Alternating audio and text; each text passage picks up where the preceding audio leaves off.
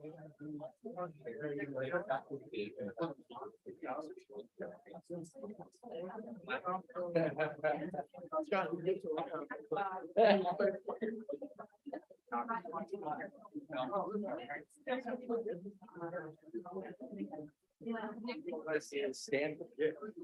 you.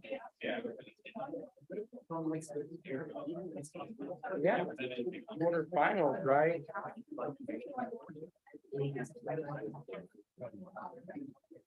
Oh, yeah.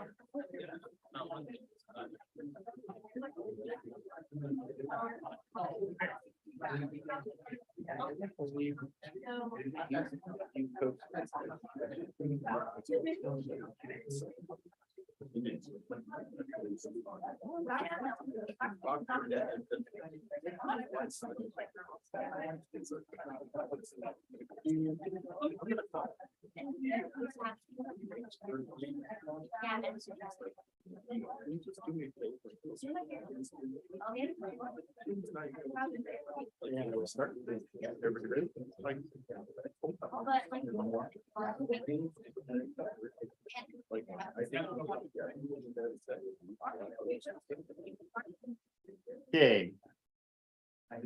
Good evening, everyone. Thank you for being here. We are going to start with our opening session coming out of closed session. Just trying to get the notes together here for a second. Okay, so tonight we have our Spanish interpreter, Enrique Montaldo. For those who would like to attend the meeting virtually in Spanish, that option is available. Enrique, would you please communicate this for us this evening? Tenemos a nuestro intérprete de español para la reunión de esta noche. Para aquellos de ustedes que quieran asistir a la reunión en español, esta opción está disponible. Gracias. Okay, and roll call. So Trustee Chavez? Here. Trustee Jacobson? Here. Trustee Griffin? Present. Trustee Andrade Zuniga? Present. And I'm here as well. Trustee Land is here. Okay. If you wish to view closed captions of this meeting, please view the meeting on the San Mateo Union High School District Board YouTube channel. The link to the YouTube channel can be found on our website. You may view the captions in English as we stream live tonight in our meeting, and you may view the captions in a variety of other languages if you choose to watch this after this meeting has ended. Viewers may request additional accommodations by calling 650-558-2201. All right. For our deaf and hard of hearing community, we have a team from Hannah Interpreting Services, and they will be interpreting our meeting for this evening. We would like everyone to speak clear and a reasonable pace for our interpreters. Thank you. Let's do the flag salute. Do we have anyone? Nope. I'll lead it. All right. Please join me. I pledge allegiance to the flag of the United States of America and to the republic for which it stands, one nation, under God, indivisible, with liberty and justice for all. Thank you, Trustee Griffin. All right. I'd like to report out on actions taken in closed session. In closed session, the board, upon motion of Trustee Griffin and seconded by Trustee Andrade Zuniga, moved to approve the postpone of expulsion hearing of one case with a vote of 5-0. In closed session, the board, upon motion of Trustee Chavez and seconded by Trustee Jacobson, moved to approve the special education settlement with a vote of 5-0. Public comments. If you are joining us in person and wish to make a comment about an agenda item or during this public comments section at the beginning of this agenda, please fill out one of these requests to address the board forms and submit it to our secretary. And as you can see, I'm getting my list of ones coming right now. Okay. If you are joining us virtually, use the raise hand feature on Zoom and to be recognized. When invited to do so by the board president for each of the items you may wish to comment on, you will be admitted to speak as a panelist during your public comment period. The president will call on you, and please note that comments are limited to 3 minutes. The board president may increase or decrease the time allotted for public comment depending upon the topic of persons wishing to be heard. So before we go into board comments, these are ones that are not on the agenda. They're outside the agenda items. So I'm going to call them one at a time and you can come up. And you So- have 2 raised hands virtually, President. Okay, we'll get to them then. All right. So Michelle Casquella. I'm sorry if I said that wrong. All right, great. When you get to the podium, you have 3 minutes. Okay, great. And there's I'm Michelle Casquella. I have a son who's in 8th grade at Burlingame Intermediate School. He'll go to BHS next year. I also have a 2019 graduate of Burlingame High School. And I'm here to talk about the 4-hour-long board study session last week that I happened to watch all 4 hours of about the ethnic studies program. I've also since talked to people who've had kids in the class and people who were in the room when that study session went on. It was a nice presentation. It was that was put forward, and the program does have a lot of potential for good. However, there are concerns, and a lot of the speakers brought those forth at the meeting. I would like to request the board conduct a full review of the ethnic studies curriculum, and that this review be transparent and open to all. Because as a parent, I'm really not sure what my kid's going to be learning next year, because what I saw at the presentation versus what other parents have told me that their kids have experienced are not always the same. I would like to thank Trustee Jacobson. She did a good job at trying to represent some of the concerns, and Trustee Chavez, who seems very open to hearing different points of view and has been responsive to a lot of emails that people have sent.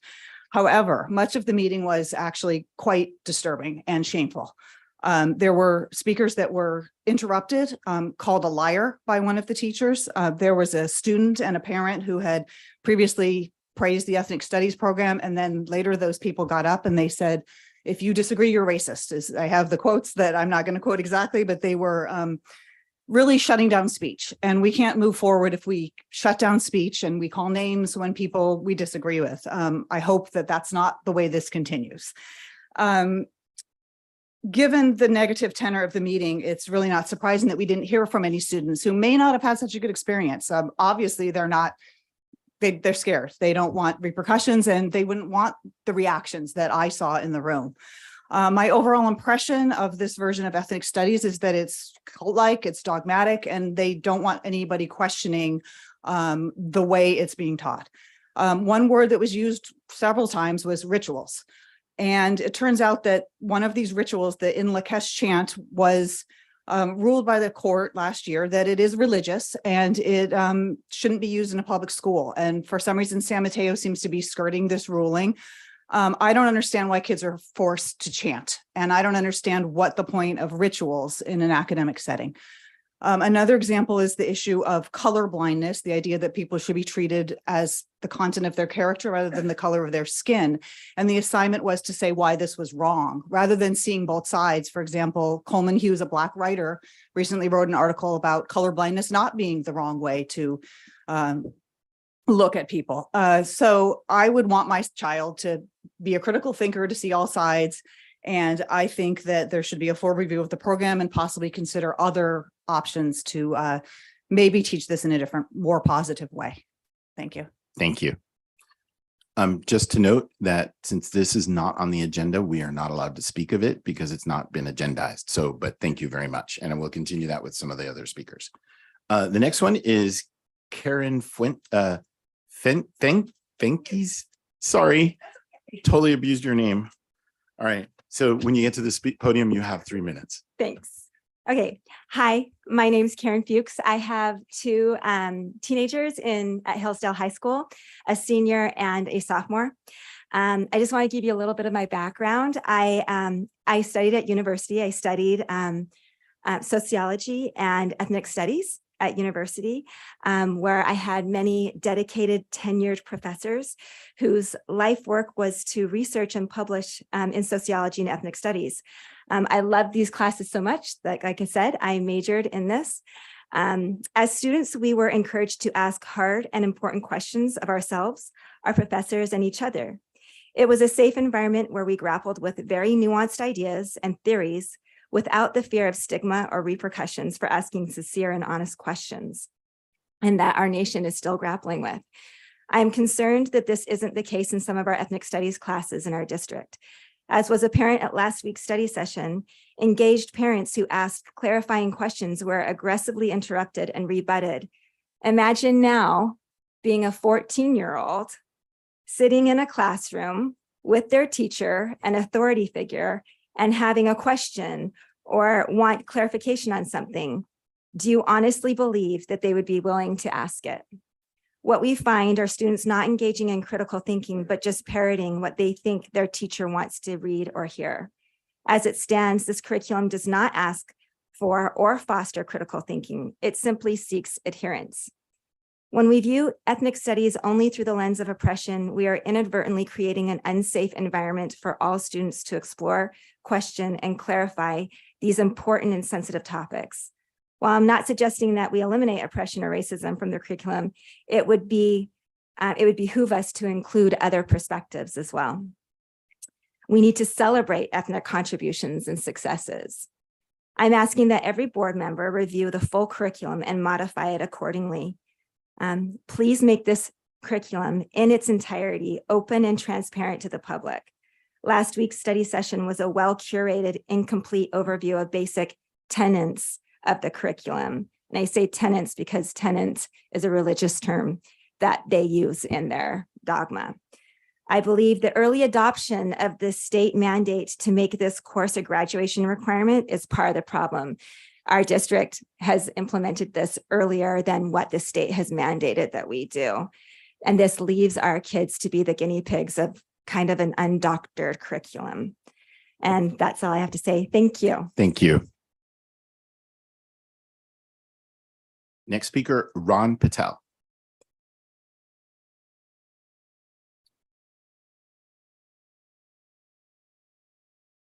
You have 3 minutes.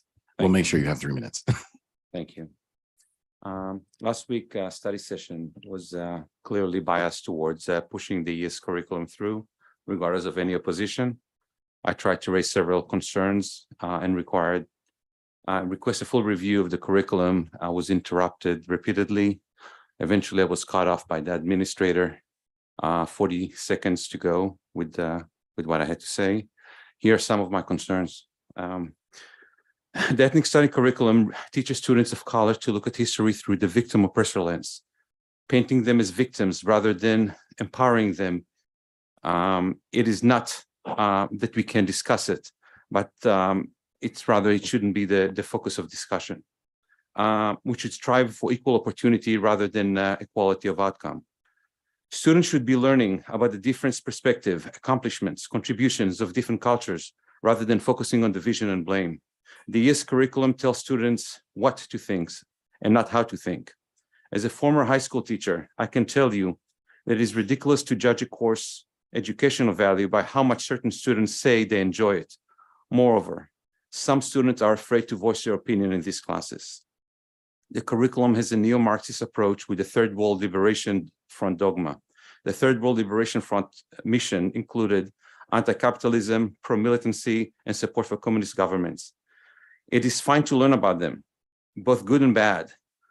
To learn about them, yes, but solidarity with them, it's the problem. The curriculum neglects to study nonviolent leaders such as Martin Luther King. Even, it elevates radicals to be heroes and equates capitalism with racism. Opponents of the curriculum have been dismissed in the last few meetings and in the media as privileged white voices.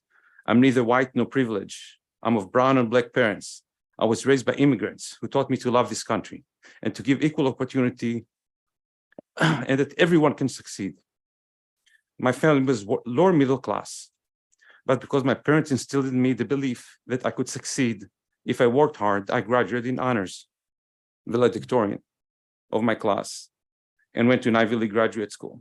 None of this would have been possible if I would be a student in San Mateo High School or in this district because of what you're trying to instill here.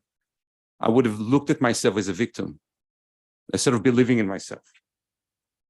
When Samia Schumann taught in Hillsdale High School, she rationalized and excused suicide bombing. She decorated the classroom in material that glorified murderous attacks on civilians. I respectfully request that the district discontinue any contract with the Costa Educational Partners. Public funds should not be used to support Samia Schumann's consulting company. And at the end, it is for you, Mr. Land. You cut me off several times, so I had to look at the law. You didn't let me express my concern. California law dictates that the board member may not, and I quote, forbid public criticism of the district or its employees. I believe your behavior was inappropriate and is in violation of the law, of California law at least. Your 3 minutes are up. Please Thank you. finish. I hope you conduct a full review. I really appreciate your time. Thank you. Thank you. Moving on, Gus Matamal. I'm sorry if I missed Matamal. Thank you. Thank you, board members, for the opportunity to speak to you tonight. My name is Qasim Alamal. I've been teaching high school students in this area for 16 years, including many students from San Mateo Union High Schools. I have always felt that the joy of education is seeing the connections and the insights that students have when you give them information and allow them to make those connections. I've always felt that my role is as a companion on a journey, an exploration. I've never felt that my role is to identify a destination and drive students to it. I think that's a form of intellectual dominance. And that's why I was so dismayed to see so many of the slides coming from some of the classes that I think have incorporated ethnic studies in a way that identifies a unitary way of explaining sociological and historical forces, when there are many different ways that you can explain those historical and sociological forces. So I would suggest that that you as a board do conduct a full review of how ethnic studies has been incorporated into the curriculum. I think you will find there is broad support in the community for an approach that uses that certainly identifies the victim oppressor lens as one possible lens with which to view history and sociology, but not the only one.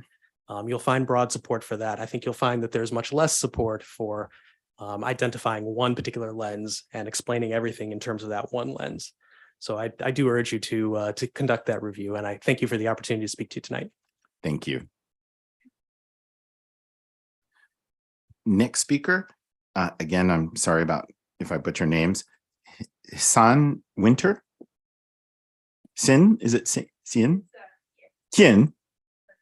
Hien Winter, sorry. You guys hear me? Yep. I'm gonna admit, I'm a little nervous. I debated whether or not I should speak, but so first, thank you for the opportunity to speak tonight. My name's Hien Winter, and I have 3 kids in our public schools.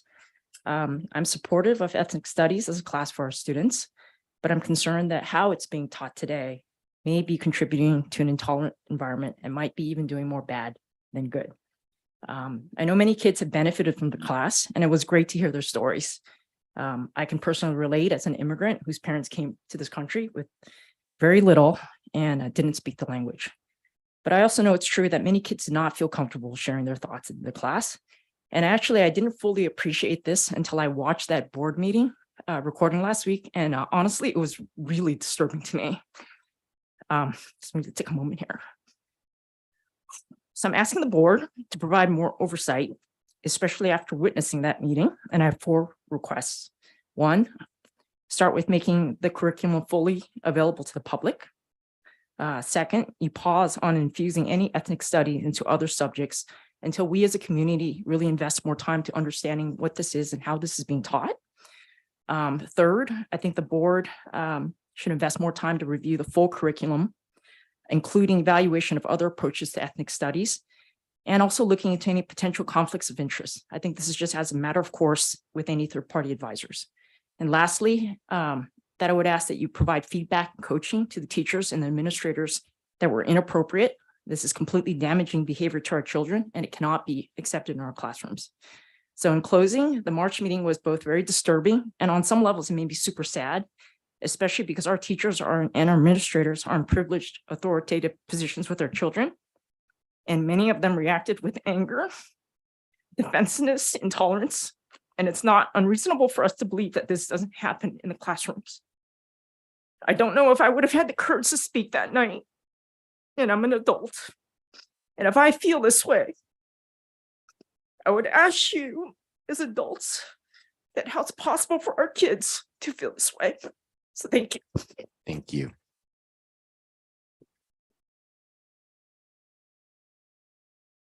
Tony Lazar, you have 3 minutes. Thank you for the opportunity to speak to you today. My name is Tony Lazar. I live in San Carlos. I came to the board meeting on March the 15th. It was my very first school board meeting ever, and I was so excited to be here. And I really came with an open mind. I wanted to listen. I wanted to learn. I wanted to hear people. I really had not formed an opinion, and I did not want to make a statement or anything like that. And when I came in and I stood there in that door and I saw the packed room, and my thought was, wow, there's so many people interested in this topic. I'm going to learn a lot. I'm going to hear a lot of different viewpoints and different ways of thinking about this. And then I'll synthesize everything and form my own opinion. That's not what we heard, was it? And that's my one data point, because my first board meeting that I've attended, it's my data point for what's going on here. What we heard was speaker after speaker after speaker saying exactly the same thing in a very constrained way, using a curious subset of the English language, using phraseology that's very narrow, very limited vocabulary, same words, same phrases over and over again, words like allyship in the struggle against white supremacist culture. And I can unpack that phrase for you later if I have a little bit of time. Each word has a very specific meaning in that phrase: allyship, culture, not white supremacy, but the culture of white supremacy, which permeates the air according to that ideology.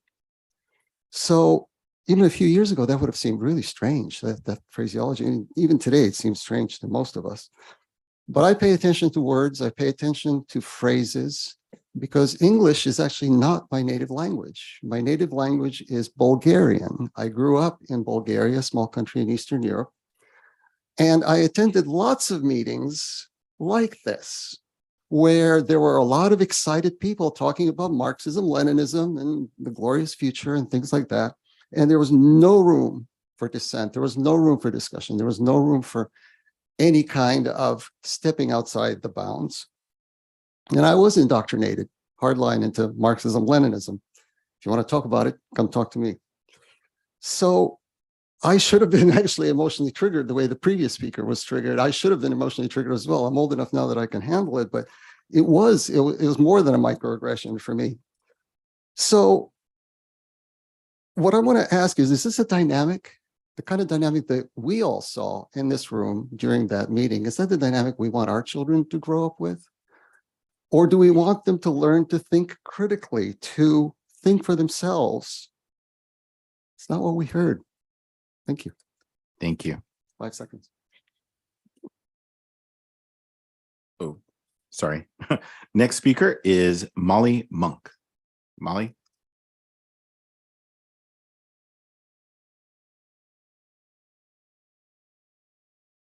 Hello, my name is Molly Monk. I have 5 children, and 2 of them are twins that are at San Mateo High. They're freshmen.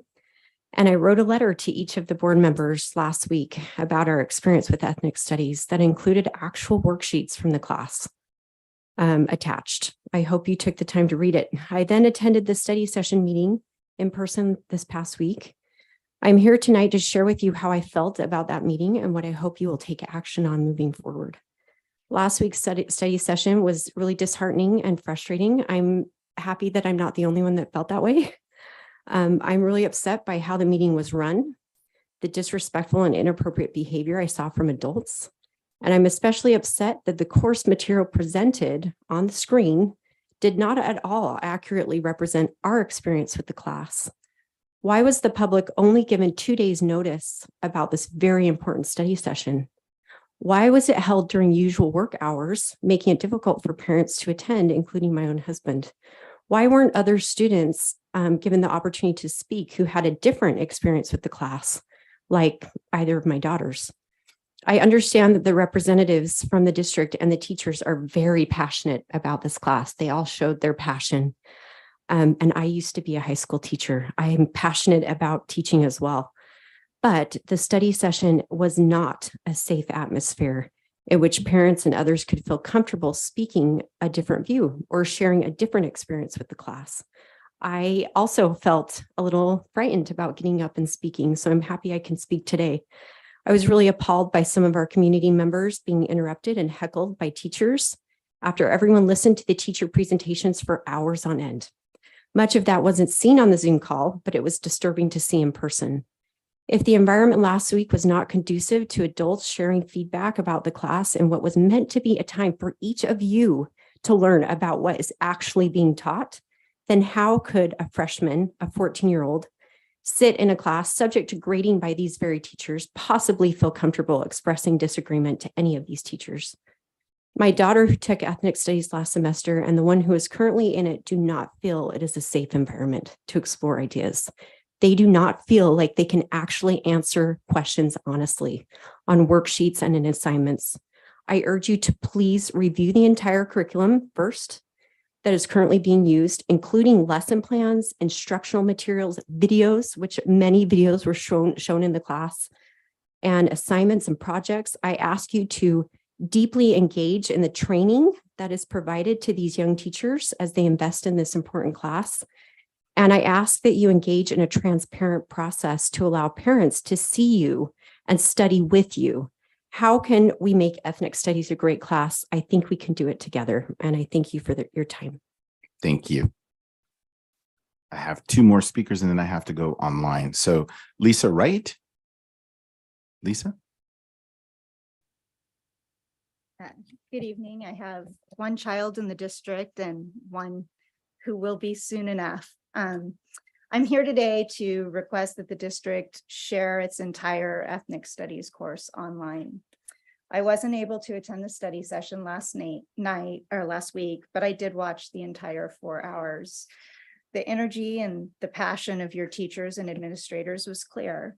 They obviously work together developing this new program, and they're excited to be at the forefront of the movement. They each emphasized how important it is to create a safe space where all of their students feel heard and loved. It sounded wonderful, and then the parents spoke. They gave voice to their children, and each had a different background, a different voice, and a different issue.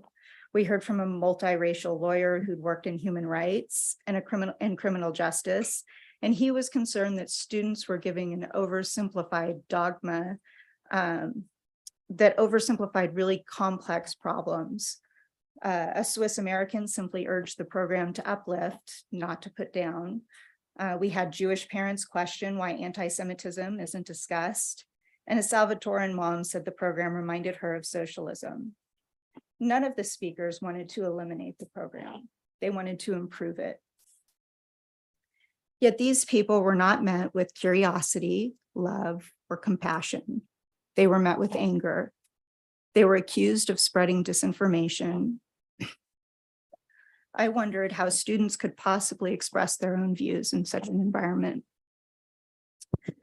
I know you've been on the forefront of ethnic studies and you're proud. I do these things. It's very awkward. I know you've been on the forefront of the ethnic studies and you're proud of your work, but those types of accusations of spreading misinformation, they're not productive. We have an amazing and supportive community here in San Mateo, and we should channel them and we should channel their resources and work together to make the program better. Groupthink and hive minds rarely yield the best results. So I would like to see the entire course online available to parents at school. I think all of it, the reading list, the homework assignments, the PowerPoints, everything.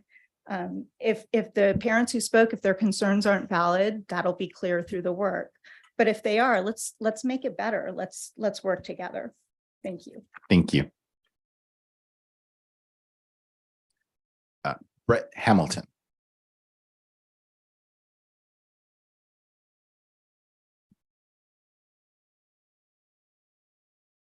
Hi, thank you for letting me speak briefly here.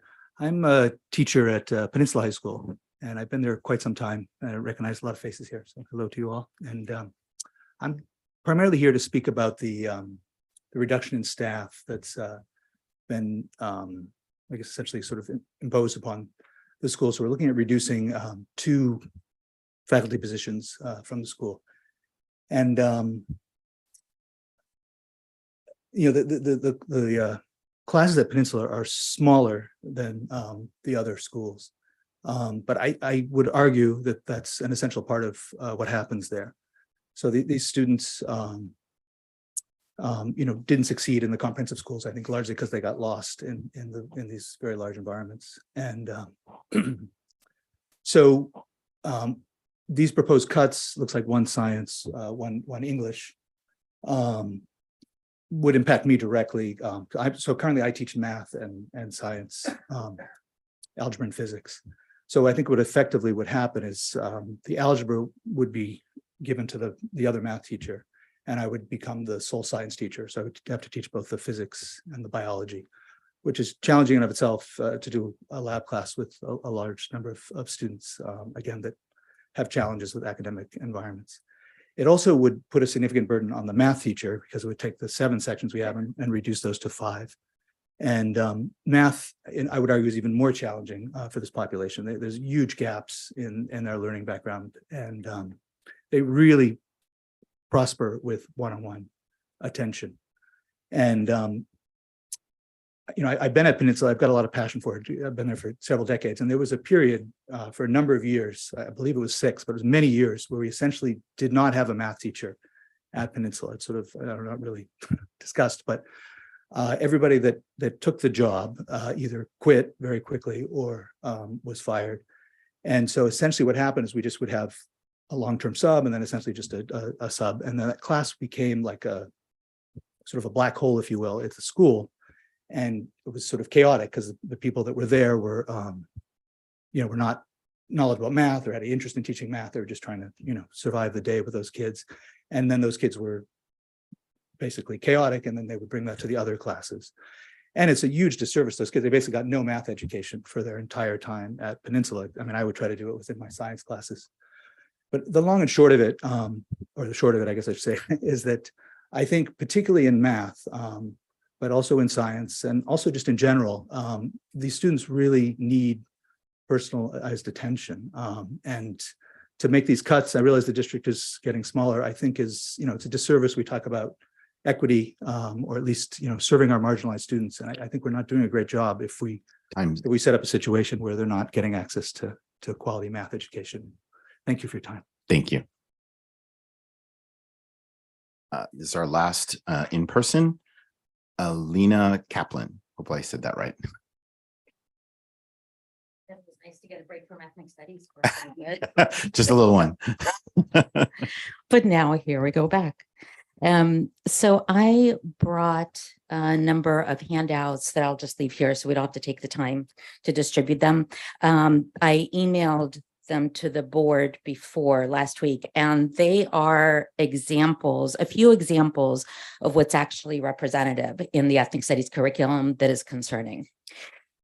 What we saw, as we were all hearing last week, was a cherry-picked subset, honestly, with no resemblance to the actual curriculum, and parts of it that, honestly, I think no person in their right mind would object to. The stuff that we saw is beautiful. It's great. It was literally rainbows. And at the same time, it's not the full picture. So I really would urge you to look at these if you haven't already. And there are many more of them. These will help with countering the claims of misinformation and disinformation so that rather than throwing around accusations, we can look at the actual evidence and look at the actual facts. Relying on the session that we had last week to get a full picture of the curriculum is a bit similar to going to one ethnic studies class and concluding that that is the representative class. We all know that the thing that is being observed is changed when there is an observer, right? And we all know that it's very easy to pick the good from these classes because there is good.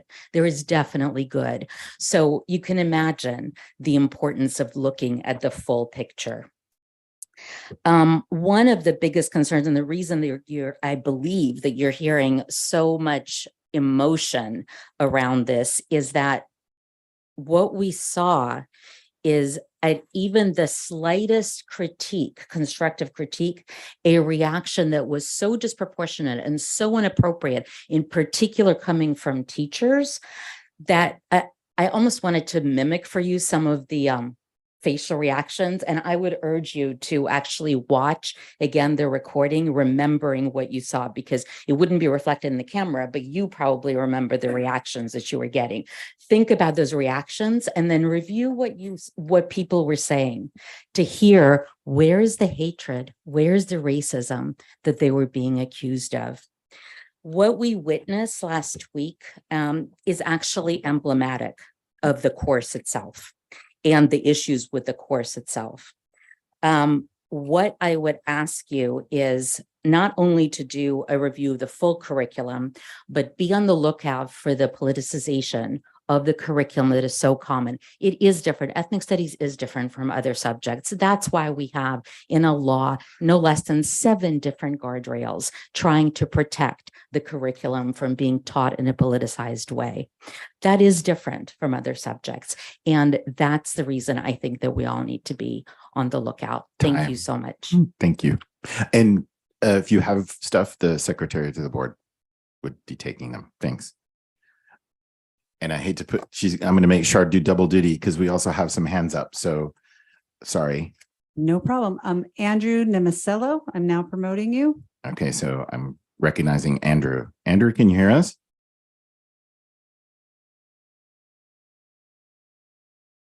Andrew? I just popped in as a panelist. Can you hear my voice now? Yes, we can. You have 3 minutes. Thank you. Hi, my name is Andrew Nemicello. I'm here to speak on the topic of ethnic studies. I'm a parent of a student in this district, and I was one of the parents who spoke last week at March 15th. My concern is that the ethnic studies curriculum as it's being carried out in the district is teaching kids what to think, not how to think. In other words, which ideologies are open to questioning and which are not, depending on the personal viewpoints of teachers and the staff that are teaching our children. And I think, as many speakers have already pointed out, the outburst at the March 15th meeting when some parents, such as myself, spoke with differing views or asking questions, for example, hey, could you also include anti-Semitism training, for example? That outburst was so disproportionate to kind of what I thought was a reasonable request. And again, as many speakers have said, if teachers are erupting like that in a public setting, how are our kids going to feel psychologically safe and really expressing any alternate views to what the teacher decides is correct? As a high school teacher myself, one of the sets of competencies that we look to build in all of our students was 21st century learning skills. And for those of you who I know the board knows this, but for those in the audience who don't, those are communication, collaboration, critical thinking, and creativity. And students need to be able to share their thoughts, ideas, questions, and solutions using these skills. These are things that we believe are going to make people successful. So I think using those 4 C's is actually really helpful right now in looking at ethnic studies. So 1, communicate. Let's communicate fully and transparently. Let's review the full curriculum and the tenets in the board report, including all the lessons, the assignments, and I'll say the unwritten content. As a teacher myself, we all know that there's a lot of unwritten content that kind of gets taught on the fly. It's not necessarily a bad thing, but I think it needs some scrutiny. The same with professional development, or the PLC, the professional learning communities that some of the teachers are talking about, and the PD, or professional development. Those all go on behind the scenes. And so it's important to understand, are those also being politicized? Are we looking at it purely through this victim oppressor lens, or are we actually emphasizing different groups, ethnic groups' contributions and accomplishments? Collaborate. Let's collaborate as a community and figure this out together. And I think as folks have said, we can do that.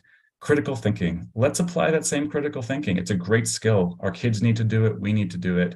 And I think that really one of my second request is that the district discontinue the contract with the Costa Educational Partners and bring in a different perspective. The state of California, through CRESC, the CRESC, the San Diego County Office of Education, is now offering free training statewide. I think we'll have a more balanced view, and I would urge the board to avail ourselves of that, rather than going with a contractor that has a personal connection to one of our staff members.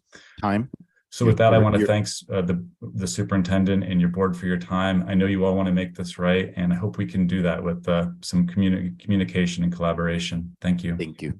Thank you. Next. We have Luke Winter.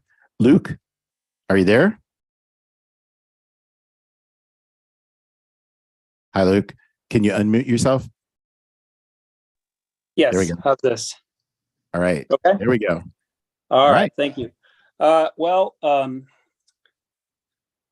Believe it or not, I also want to talk about the ethnic studies program. I listened or watched the recording of the meeting last week, and I had similar reaction. I can't really imagine going through a meeting like that in a professional context. It was definitely not a balanced review of the program. And I think the board is in a really important position here to speak up on behalf of the people and really provide oversight on behalf of this community. And in this meeting, you're hearing, I think, loud and clear from the community that the community is not comfortable, not just based on that board meeting, but based on our experience with the class. For myself, I'm in a family that has 3 kids in the district, a sophomore at BHS, an 8th grader at BIS, and a 4th grader in Roosevelt Elementary. We are a mixed race, multilingual family, and we love the Bay Area, and partly because of the diversity and the amazing culture that we have here. And that should be a really positive thing. But it was not in our experience in the class. I saw the curriculum last year when my son took the class, and I believe parts of it are absolutely racist. So I have a few requests to the board. I think you really need to review the full curriculum. That's, I think, your proper role in your oversight function. You've got to review the entire curriculum, including lessons and the resources and assignments. And I think you'll come to the conclusion that that curriculum needs to be modified. But also, particularly just given this meeting and what we saw of the people running this program, I think the board needs to establish a process that gives the community confidence, and that process needs to be transparent. So I would ask you to make the curriculum publicly available, and then let us know what the plan is here. When are you going to review the curriculum? What's the time frame? When will this be completed? And when will the public have a chance to review the curriculum and provide comment back to you? So that, I think, is those would be good actions for an oversight body like the board to take to get us on the same page, because we are clearly not, as you're hearing, on the same page here. And you have a significant portion of your community who is deeply uncomfortable with what's happening in a school today. Thank you. Thank you. Sorry. Nadia Flamenco. Okay. Nadia? Hi. Hi. You have 3 minutes. We can hear you. There you go. All You're right. doing Hi, good. how are you? I'm a Salvadoran. I did survive the war in 1980 and it finished in 1994. In 2002, I was studying law school in a Jesuit university in El Salvador. And I remember when they say US is gonna go left, and I say, that's not gonna happen, you know, and funny, I moved to US and now I'm an immigrant here.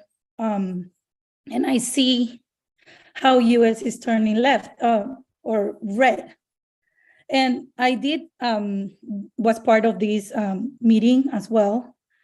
It was funny to hear somebody talking about guerrillas and saying it in a proud way. And to be honest, I am a survivor, and what they're telling the kids is a lie. And they're just telling them not critical thinking. They're just telling them it was amazing, you know, they did this, they did that, but they didn't tell them the bad story about it, the poverty, how many people were killed, how many people were raped, what a society we survived. But that was one of the points. Then saying like all these left ideas, they were amazing, but they didn't work in Russia, they didn't work in Cuba, they didn't work in Latin America, and they are not gonna work in US. So I felt that the teachers were biased. They were talking about defund the police in an angry way, in a hate the police. And I will tell you, I come from a country that it was one of the most dangerous country, thanks to our new president is changing.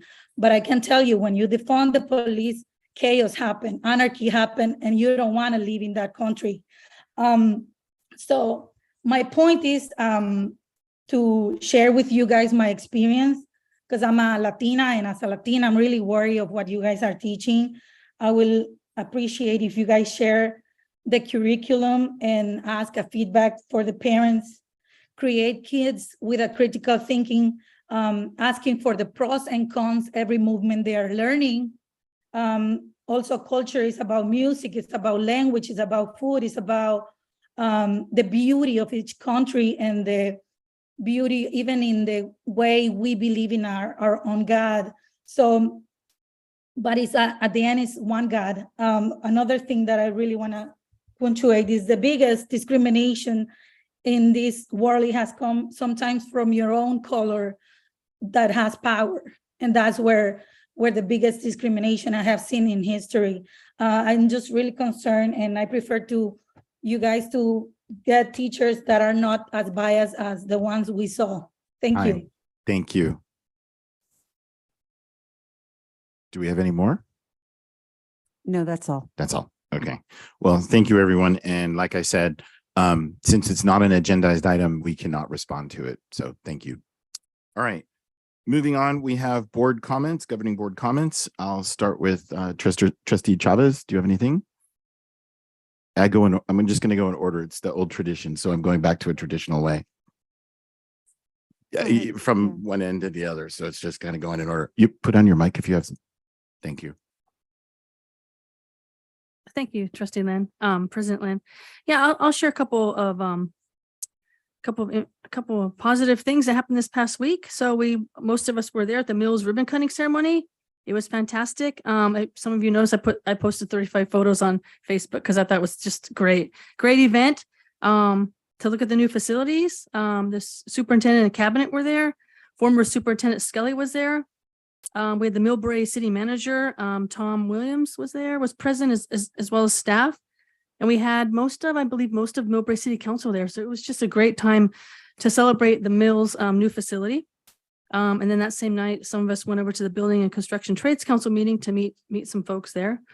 And then I dropped by the Equity Advisory Committee. I attended the tail end. So that was kind of a packed day for March 16th. But it was great. And the other night on this past Monday, I attended the school site council meeting at Cappuccino. I thought that was very great. It's great to see student involvement. Every time I attend the school site council meeting at Cappuccino, I'm always amazed at the level of engagement that the students have. And I hope that all the school site councils at all of our high schools include the students. One thing I wanted to mention that I learned at the school site council meeting was a little piece of data here regarding the lunches. Let's see. So we have quite an increase of meals. So they compared February of 2022 to February 2023. This was discussed at the school site council meeting.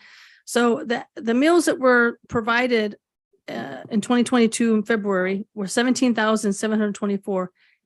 And then this year, last month, February 2023, 21,518. So I just want to commend staff because that's quite an increase. And to think about that many meals, I can barely make meals for my family, although I know this is a whole staff, right?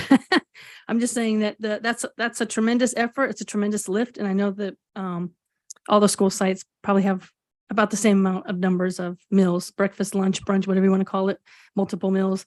So I just want to thank staff because it's important to feed every student. No student can really learn adequately going hungry. And lastly, I wanted to mention, I know it's not on the agenda, so I'm not going to talk about my thoughts about ethnic studies. I just wanted to thank all the speakers last week and this week, and also all the emails that we've been receiving. I want to say thank you for being brave and speaking out, sending the board an email with your comments, and also speaking out at the podium. I want to thank you for that because I know it takes a lot of courage to go up there and speak at the podium. Everyone, so thank you for that. Thank you. That's my report. Thanks. Thank you. Trustee Jacobson. I haven't been as busy as Terry. I was at the Mills ribbon cutting and was really impressed and proud of what our district has done there. I enjoyed seeing the student community there, everybody enjoying the fields and engaging with each other. And that was actually my first time, I think, on Mills campus. So I also just want to echo Trustee Chavez gratitude and for our community coming out tonight and speaking their voices out and holding us accountable. So thank you for that and for being engaged in our students and your children's education. Thank you. Thank you. Trustee Griffin? Good evening, everyone. I would also like to thank and I welcome all views. I was going to thank the group, except they left before I could get my comments in. But all kidding aside, I really appreciate well-conceived, well-thought ideas and views, and we do need to have as many views on this particular topic as possible. So, thank you. Thank you, Trustee Andrade Zuniga. Thank you. Yes, first I wanted to acknowledge, to do a land acknowledgement. Our district lies on the unceded ancestral homeland of the Ramaytush Ohlone. The Ramaytush are the original inhabitants of the San Francisco Peninsula, whose land was stolen from them and whose native language was lost because of colonization. As settlers on the stolen land of the peninsula, we should be alongside the Ramaytush, remembering and honoring their ancestors and relatives. I lost my place. Our responsibility of caring for the earth is unique and personal to each of us, but should be rooted in allyship with the Ramaytush Ohlone, so we can work together to protect and preserve the land for future generations. And I'm quoting some students that wrote that after meeting with the Ramaytush Ohlone people. I also attended the Mills Complex ribbon cutting. It was really good to see all the students. I think that everything we do in this district should be for you all, for the students. And we really appreciate the contributions of the community putting this project forward through Measure L. So thank you. I also attended the Parents President Council. I served for a very long time on the PTSO and on the parent groups when my sons were in high school. And I think parent involvement is one of the most important ways that that we can show that we care, and that we can show that that we have an investment in our school communities. So please volunteer. I know that many of our PTSOs and our parent groups really need volunteers. We also attended the Equity Advisory Committee, and so we're also looking for more parents, students, and community members to join our committee. We do really great work around equity and around diversity, so please join us. Last week was the California School Board Association Legislative Week, and Trustee Chavez, Trustee Land, and I participated, which is really important because there's important pieces of legislation that affect our schools, our school districts, and just our schools all over California. So it's important to stay aware of what our legislators will be pushing forward. It was Holi recently for our Hindi brothers and sisters. And so I just wanted to acknowledge that, and Ramadan, which we are starting today. The ACLU is looking for young people to join our youth advisory committee. So please, if anyone is interested, please go to the North Peninsula chapter of the ACLU website. There's also an event coming up next month on mental health, the non-armed response to mental health crisis in San Mateo County. It's on April 26th, and it's put on virtually by the ACLU of North Peninsula. There is a Latinx Youth Conference this Saturday, March 25th, from 9 to 3 at Kenyatta College. It is called the Oye Conference. So if any students are interested in that, yes, it is free and there will be food provided. And it's also for parents. So if you're interested in joining, please, please come. It's a very important conference. And I just want to say thank you to our Spanish language interpreters and our ASL interpreters for access. Thank you. I think that's it. Thank you. All right, I'll take one turn too. A lot of people said a lot of things that I'm just going to repeat, so I'm going to do it quickly. But I would like to thank all the administrators and staff and teachers and students for dealing with all the wonderful power outages again. I really think, you know, with all the trees and all the wind, and it has been a strain. I mean, being at my own school, we've definitely had some challenges, but I really think that I'm very proud of our staff and what they've done and made sure that we're safe. So, and our students are safe. So I thank them. I did go to I actually really enjoyed the Mills opening of the sports complex. It was amazing. Go Vikings. It was really well. All right. Yes. I knew you were in the audience. Sorry. We also went to the Trades Council. I went to the Trade Council as well with Trustee Chavez. And I'm glad I went to do that. I also wanted to just acknowledge, yes, I did do the CSBA legislative week online and got to see several of our legislators and discuss and listen to and advocate what we think is important for students and what we think is important for education, and especially funding, because that's something that I think our state legislators sometimes forget, that they give us laws and things to enforce, but they don't give us the funding to do it. And that's something that we have to keep fighting for. All right. With that, I have one thing I forgot. Pride Prom 2023. It's also hosted by our school district, and I believe in conjunction with another organization. It will be Friday, April 14th from 6 to 10, and you can register at our website. So thank you. Well, and how appropriate, because the next thing we're going to do is communications to the Board of Trustees. There's correspondence from the San Mateo County Stonewall Democratic Club. We attached, thank you, President Lamb. So we attached it to the agenda for the public to review.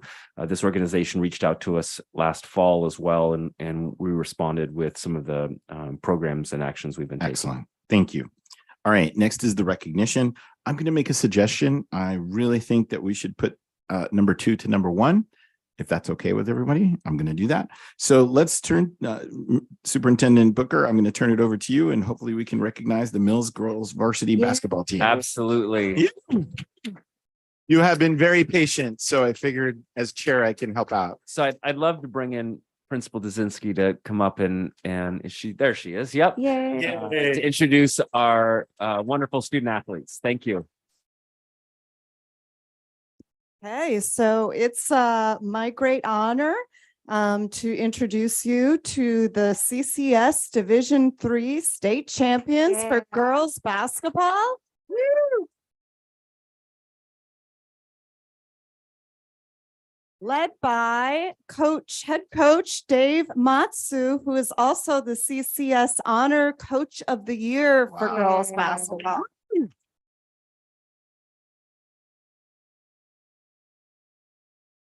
I'm going to hand the mic over to Coach Matsu, but I just want to say this is an absolute tremendous team that they are. Each and every one of them are model scholar athletes and leaders in their own right. The team together has a family bond that just uplifts our entire school. Many of the team members are involved in multiple things throughout the school and contribute in positive ways, way beyond the basketball team. But we are so proud of them. And one of the players, the 12th grader, Mirka Castillo Villegas, had to leave earlier. So we're sorry that she couldn't stay with us, but without further ado, I'd like to introduce Coach Matsu to tell you about this incredible team. Coach. So thank you for having us here tonight. It's quite an honor. Each one of these young ladies have worked hard since August 26th. That's the day they first started lifting weights and conditioning. On August 28th, we tell them that all your hard work will pay off, and it paid off this year as we were Division III CCS champions. So I'm just proud of the work ethic that all these young ladies have put in for so long. I was telling my wife the other night, I think it's about 9 months out of the year that we spend with these girls, and they're all in and committed to what we do. We talk about Ohana. I'm Hawaiian, and Ohana means family, and we treat each other like family. So it's not always good, but we get through it and we work hard together. And I'm very blessed because I get to do it with my son, Justin. When I started at Mills, Justin was 6 years old. Wow. So it's a great honor to have him with me. When he was growing up, he played basketball at Sarah. He won a state title as a player at Sarah High School, went on to Oregon State and was part of their women's program there. And now to be able to have him on the bench with me, and he is one of the main reasons why we were so successful. And I'm very honored and proud. So I'd like to introduce my son, Justin, to say something and then introduce the team. Aw. Wow. Thank you, everybody, for tonight. I don't really remember their numbers, but we're gonna go just down the line. Freshman guard, Kaylee. I don't know last names either. I'm sorry. But No worries. Stand up, Kaylee. Ah. Yeah. Sophomore guard, Matthew De La Fuente. Yeah. Freshman guard, Layla Wong. Yay. Junior guard, Amanda Dong. Yay. Senior guard, Selena G. Senior manager, Ava. I'm sorry, Ava. I know your last name. Senior guard, Alyssa Lee. Junior forward, Gianna Mazzetta. Yay. Sophomore forward, Calista Chu. Sophomore forward, Luna Mengo Yoshimura. Sophomore guard, Chloe Lee. Yay. Junior guard, Michelle Tang. Senior center, Serena Mazzetta. Yay. And senior manager, Rylan Stonebarger. What? Like my dad said, we're just one big family. We got our assistant coaches, Coach Dermott, Coach Rob Lannacy, and then we have 3 assistants that couldn't be here tonight, Coach Brett Orloff, Coach Olivia Williams, and Coach Jasmine Dong. But just one big family. It was a fun and special ride with them. August 28th, we kind of put them to work, and they all bought into what we were preaching. It was just nice to see all their hard work pay off. Third time was a charm for us, and it was nice to get to do with this group, and a lot of memories that get to live with them forever. And like we talk about all the time, Ohana. And so it's cool to see them all come together tonight again, and looking forward to our banquet in a couple of weeks and get to celebrate them one more time. So thank you guys. Awesome. Thank you.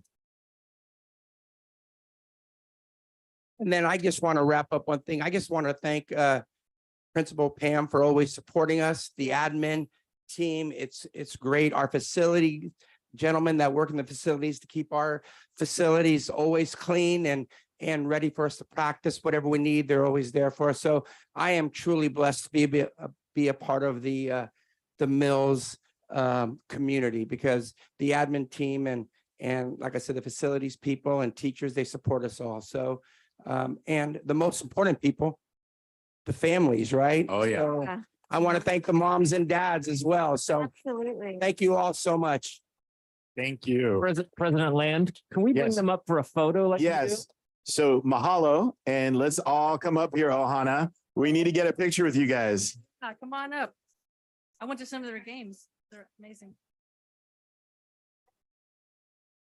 Laura, did you want us, or do you want just them? Okay, just that's okay. Remember? No, I'll let Mr. Booker do it. You call it a day. That's why I'm saying, I'm not going over there.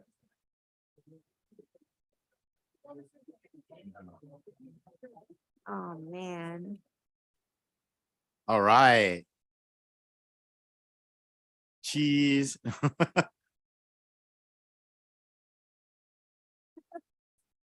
It's the paparazzi. Awesome.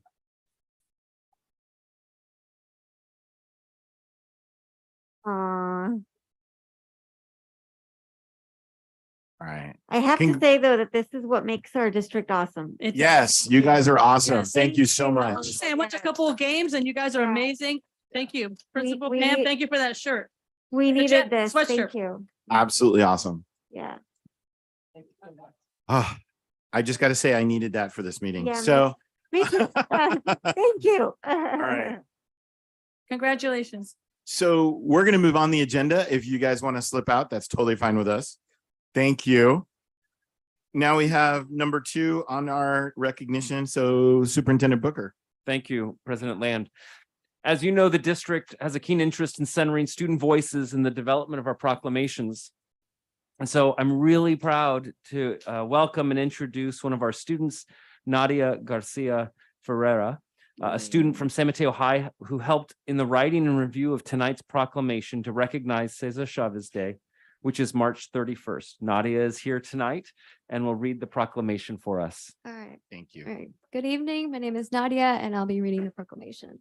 Whereas Cesar Chavez Day is a U.S. federal commemorative holiday proclaimed by President Barack Obama in 2014, it is a state holiday in California and is observed in 10 other states.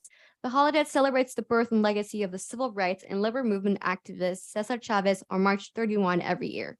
It is observed to promote service to the community in honor of his life and work. And whereas throughout his life of work and service, Cesar Chavez empowered thousands to stand together for the rights and led our nation toward a more equitable and just society.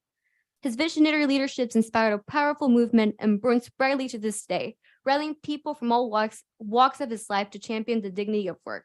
Whereas born near Yuma, Arizona in 1927, Chavez and his family moved to California after losing their home during the Great Depression. Toiling in the fields from a young age, Chavez faced dismal working conditions, racism, abuse, and exploitation. Moved to confront these injustices, he began working as an organizer in the farm work community, advocating for improvements in the working and living conditions. Whereas the Bracero program was established in 1942 as a result of a federal executive order known as the Mexican Farm Labor Program. By this program, millions of Mexican males were able to secure temporary employment in the U.S. Chavez meticulously recorded the injustices of the Bracero program and his attempts to unite Latin Americans. Despite not being able to labor union, Chavez's attempts to organize farm workers were greatly aided by the CSO.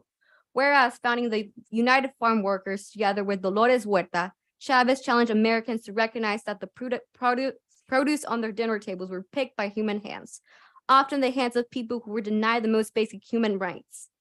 Bringing their cause to the national stage, Chavez led a historic march of farm works from Delano to Sacramento in 1966 and helped launch a successful boycott of grapes that galvanized support across the country and beyond. Whereas Chavez's tireless efforts were instrumental in the passage of the 1975 California Agricultural Labor Relations Act, which made our state the first in U.S. history to give farm workers the right to join a union and engage in collective bargaining. Whereas on the anniversary of his birth, we celebrate Cesar Chavez's hard-won strides of social justice and reflect on the work that lies ahead to build a brighter future for all our communities.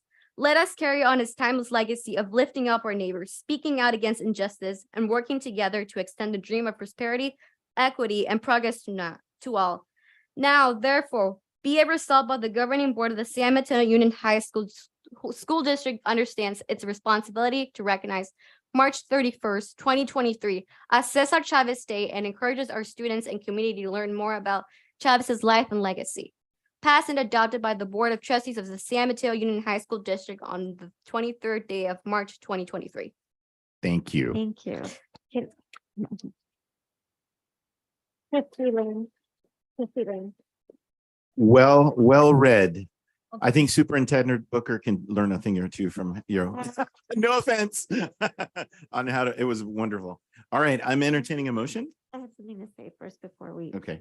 we have a motion. I want to say thank you to the students. I'm always blown away by just your ability to bring in information and question and push for a deeper understanding of things. So thank you very much.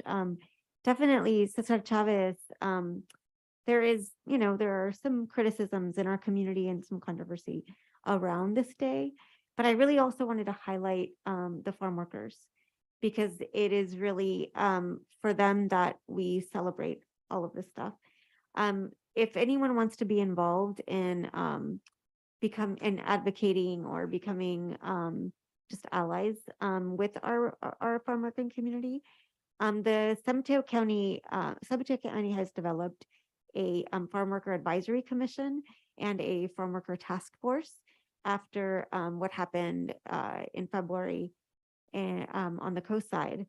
So they are developing more programs for mental health, some farm worker housing, and just more services and supports for them.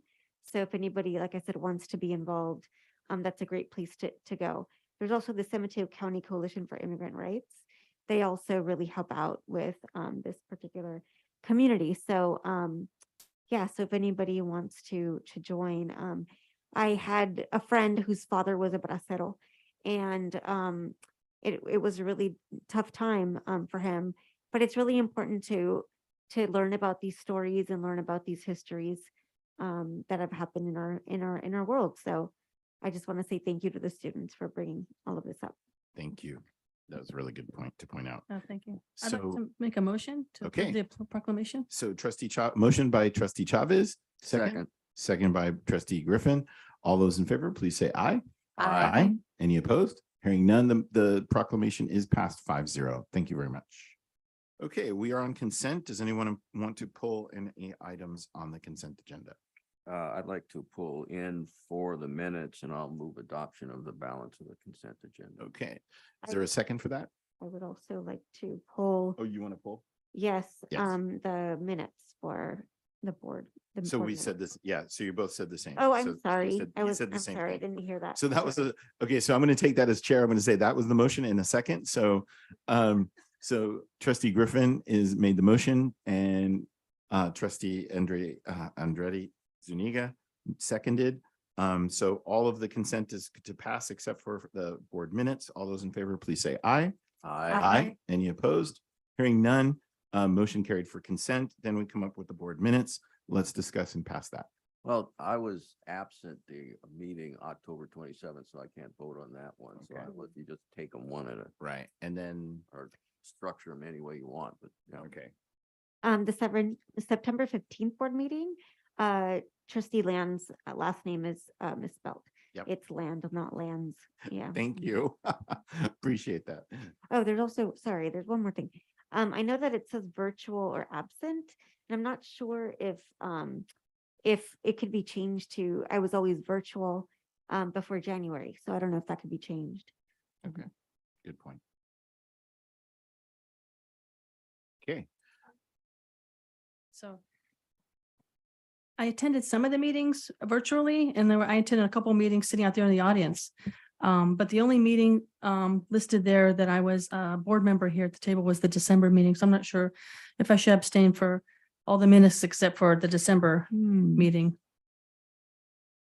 And then the other thing I wanted to mention was for the December meeting, when it shows our votes as trustees, I'm not sure if the intent was to have us listed as our seats, because I think I'm seat 4 and I think trustee Jacobson is seat 5. So does that matter how it's listed? All the votes show me a seat as number 5. Maybe that's not how it's organized on the votes. I'm not sure. that is a very good point. We had a board policy that would seat by election, but since both were not, we have to do it in a certain way, and there's actually a protocol for that. Well, actually, the board protocol is you draw straws, but Right. at the December meeting, Superintendent Booker said that trustee Jacobson wanted to be seat 5, so we did not draw straws because of that. Oh, Yeah. You okay. can I just watch thought the we video. should go by policy, but okay. Yeah, but the policy is to draw straws, but Jacobson, trustee Jacobson said that she didn't want to draw straws. So that's, but we made that statement during the December meeting. If you want to go back and read watch the Right. video. Okay. So for clarity, I just want to make sure it is not in proper order in the votes is what, okay. I'll make all the edits we'll make and I'll bring all of the minutes back to April 6th, all with edits and everything corrected. at Thank that you point. very much. Thank you. So do we have the balance, or is it? So we're just going to bring those back. Thanks. Sounds good. I don't know. What do you guys want to do? Bring it back? I'd like to make the edits so you approve them There we correctly. go. And yeah. I think that's the right way to go. Yep. Thank you. All right, moving on. We are now at regular reports. Report of the superintendent, Superintendent Booker.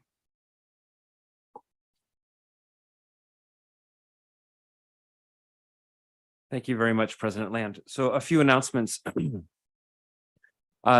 So starting off, Passover begins at sunset on April 5th, and Passover has been an integral part of the Jewish faith for centuries and as a celebration of when the Jewish people were freed from slavery in Egypt. In the biblical story of their escape, the Jews were spared by the angel of death after they marked their doorways with lamb's blood. The celebration begins on the 15th day of Nisan in the Hebrew calendar, which coincides with the full moon. And in 2023, Passover begins at sundown on April 5th and lasts until the evening of Thursday, April 13th. Just a quick recap of our Mills ribbon cutting. We had that event attended by about 300 students, educators, parents, and community members. It was a gorgeous day with smiles all around. Principal Zizniewski told us that it was the first time the students had been allowed on the fields, and their excitement was on full display at the event, and it really was. We're looking ahead to two groundbreaking events for new gymnasiums at San Mateo High on May 16th and Burlingame High on May 17th. Both events are at 4 p.m. and the public is invited to help us celebrate the start of construction on these projects. The district also wishes to extend its gratitude to the voters and taxpayers of our district for their support of Measure L, a $385 million general obligation bond to make improvements on these projects and the facilities across the district. Going back to, I think President Land mentioned this, but we've lost several trees on our property during the storms, and we've made the decision in some cases to remove trees that are a threat to public and student safety. We continue to evaluate the trees on our campuses proactively, and we wanted to let the community know that we may need to continue to trim and remove non-native species over the next several weeks in order to continue to ensure the safety of our campuses. And additionally, I want to call out that we just, our multilingual communication specialist, Dulce Hatch, started with the district on March 13th. And with that, we've launched our Spanish Facebook page. The intention of this page is not to mirror our English Facebook page, but to disseminate trans-created content for Spanish-speaking families. This is just another way to reach out to our Spanish-speaking families so they have the information needed to access all that we have to offer. The page is called Distrito Unido de Escuelas Preparatorias de San Mateo, and I encourage you to like the page if you are on Facebook to be among the first to see the new content. So really excited about it. Thank you. Yep.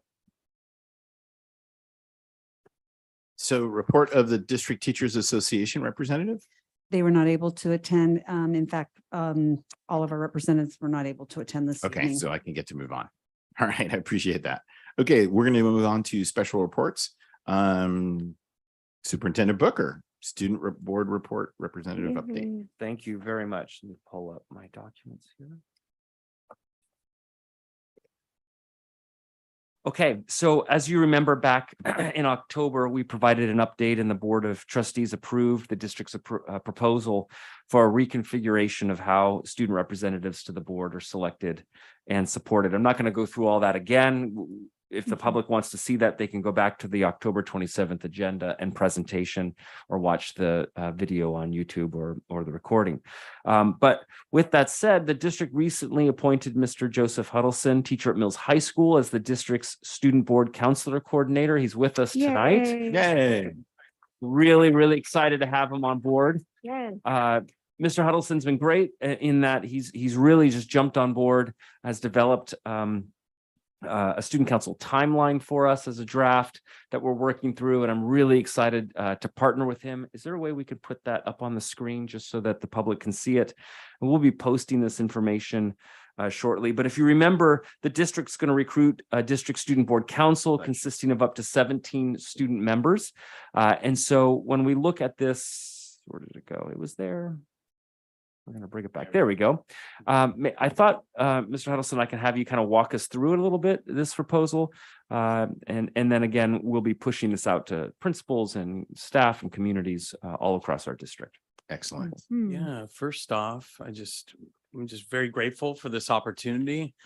And I just love facilitating student voice. I have a lot of experience in this school district and in education, over 25 years in education, many different roles in this school district, including assistant principal, teacher, drama director, lead teacher for summer school. So it's a busy time. We're doing all the hiring now. But this is something, when I heard about it, I just thought a lot about this opportunity. Just the job of facilitating student voice and representation at the board level. I thought that was super exciting. We were all so excited to have students here. The energy in the room is palpable.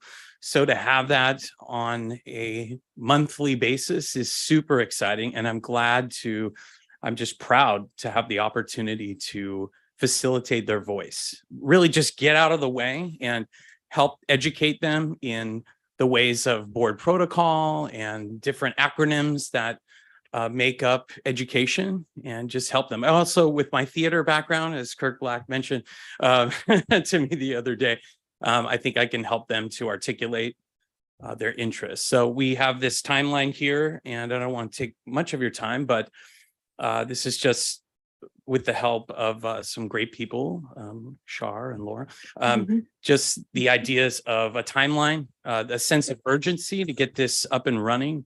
I want to thank you for voting for this and for making this a reality. I think our students will really appreciate it. And it's an opportunity, something different for them. So right now we're developing the vision. I created an interest form, an application, and we're thinking about getting some teacher feedback and, of course, having the peers vote for the students to be elected. And then as soon as next month, we want to hit the ground running and get our students selected so that by the fall, we have our student board, freshmen, sophomores, and juniors going into next year. So we won't have any seniors. They'll be gone, but getting their voices and promoting them early will be very exciting. So thank you. I think one of the keys to this program is not only obviously getting the students on board, but getting them prepped and trained for what it means to sit at the dais, what it means to engage in the conversations around the various board topics, but also to teach them how a board operates. Board meetings come quickly, but we want to make sure that they're really comfortable and understanding their roles before sitting at the table with all of us. We want to make sure they're encouraged and comfortable. So that's the pre-work we're looking to do leading up to next fall, when we'd actually have them sitting at the diocese. But it's important for the board to know that we'd be working with them leading up to that. So. I just want to say that I'm so excited about this. I think when we thought about it at first, it was specifically this, to empower and educate our students on civic engagement and what it means to be involved. It is really, these agendas are not easy to read and things like that. So I am glad that we're having that prep work beforehand on educating them on what this means. But it's really important to have representation.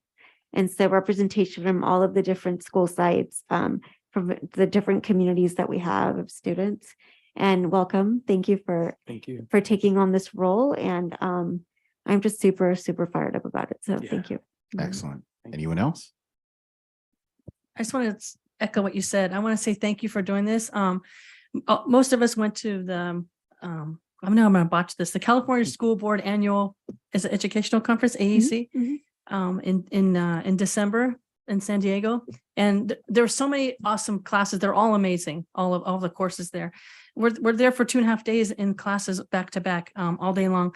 And I kind of chose some of the paths for listening to the student voice. And I was really impressed with just the level of engagement, how exciting. There are leaders. They're our next leaders. And so I'm just passionate about this. I'm just so thank you. I look forward to hearing updates, and this is amazing. Thank you. Thank you. Anyone else? I'll take a turn. One, I'm just going to echo what they said. Congratulations. I'm so glad you're on board. I think when Trustee Andrade Zuniga and I got to be part of this committee and really develop it, it was an urgent call to say, how do we get a broad voice of student voice, that it's not just one type or one person or two people? And historically, that's what we've had. And to be very candid, I really miss our high school students being on the board and being part of this committee, because they have a lot to offer. I mean, even in the controversial issues here that we've heard today, they are an active part of it. And I know our new board members have not gotten to see that, but that is something that I miss, because we always had these students on as part of the student councils or as part of the board in general. This is going to be a way where we actually get them all regularly and trained to understand and really be comfortable with what we're doing here. And so I really love the fact that you're saying that let's help facilitate their voice.